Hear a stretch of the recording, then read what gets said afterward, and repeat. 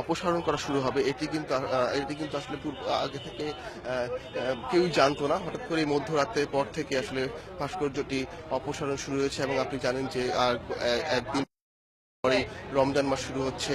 আহ, এখন এর মধ্যে কিন্তু হেফাজত সহ অন্যান্য যে ধর্মভিত্তিক রাজনৈতিক সংগঠনগুলো আছে তারা কিন্তু আহ, আগে থেকেই বলে এসেছিল যে তারা এই ধরনের এই স্থানে এরকম একটি ভাস্কর্যের ব্যাপক বিরোধিতা আসলে তারা করেছিল।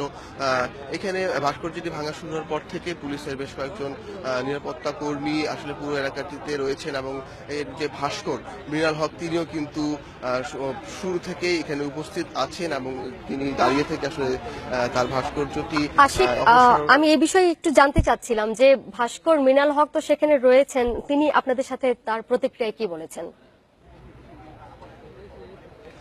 তিনি কিছুক্ষণ আগে আসলে একটি প্রতিক্রিয়া দিয়েছিলেন এবং আসলে সেই মুহূর্তটিতে আসলে উনি গেটের ভেতরে অবস্থান করছিলেন, যার কারণে আসলে তার প্রতিক্রিয়াটি আমরা ঠিকভাবে ধারণ করতে পারিনি। হয়তো তিনি কিছুক্ষণ পরে বা আর কিছুক্ষণ পরে হয়তো তিনি আবার বাইরে আসবেন, এরপরে কিন্তু তিনি আরেকবার প্রতিক্রিয়া দেবেন, তখন আসলে তার প্রতিক্রিয়াটি আমি জানাতে পারবো। সেখানে তো অনেক পুলিশ কর্মকর্তাদের আপনি দেখতে পাচ্ছেন, পুলিশ কর্মকর্তাদের কারোর সাথে কি আপনার কথা হয়েছে? জি জি না, কারোর সাথে আসলে কথা হয়নি এবং কেউ আসলে এই বিষয়ে কোনো কথা স্পষ্ট করে বলছেন না যে কেন হঠাৎ করেই বা এই ভাস্কর্যটি অপসারণ শুরু হলো, কার নির্দেশে এবং কারা আসলে এই কাজ তদারকি করছেন, এই বিষয়ে কিন্তু কোনো স্পষ্ট বক্তব্য এখন পর্যন্ত কোনো পক্ষ থেকে আসেনি। যেমনটি আমি আগে বলছিলাম যে এই ভাস্কর্যটি ভাঙা শুরু হওয়ার পরে আমি নিজেও সুপ্রিম কোর্টের রেজিস্ট্রার এবং অতিরিক্ত রেজিস্ট্রার এবং বেশ কয়েকজন প্রশাসনের উপ রেজিস্ট্রারের সাথে যোগাযোগ করার চেষ্টা করেছি। প্রত্যেকেরই কিন্তু মোবাইল ফোন বন্ধ। তা এবং এবং পুলিশের যে কর্মকর্তারা এখানে এসেছেন তারাও কিন্তু এখন পর্যন্ত গণমাধ্যম কর্মীদের সাথে কোনো কথা বলছেন না। তারা দূরে দাঁড়িয়ে আছেন একরকম। এখানে যেটি দেখা যাচ্ছে যে এই ভাস্কর্যটি যেখানে ভাঙা হচ্ছে তার পাশে দুটি গাড়ি অবস্থান করছে, দুটি ট্রাক অবস্থান করছে। ধারণা করা হচ্ছে যে এই ট্রাক দুটিতে করে হয়তো এই ভাস্কর্যটি নিয়ে যাওয়া হবে। এই ভাস্কর্যটি পুরোপুরি অপসারণ করতে ঠিক কত সময় লাগতে পারে, এই বিষয়ে কি আপনি জানতে পেরেছেন?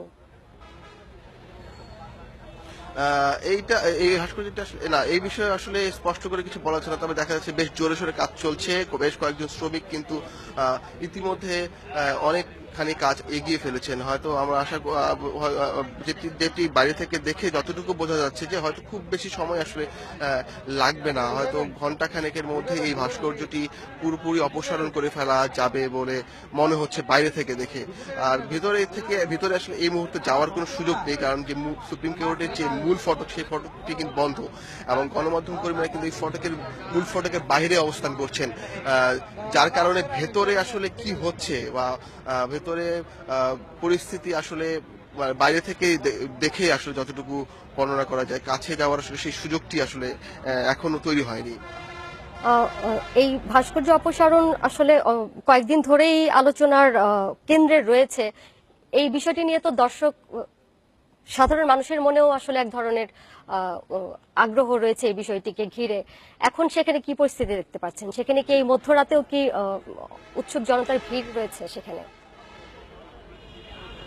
উৎসুক জনতার ভিড়ের থেকে বেশি গণমাধ্যম কর্মীদের ভিড়টি আসলে চোখে পড়ছে। প্রচুর গণমাধ্যম কর্মী এখানে এসেছেন এবং জানেন যে এখন মধ্যরাত, কালকে শুক্রবার আছে, বেশিরভাগ মানুষই আসলে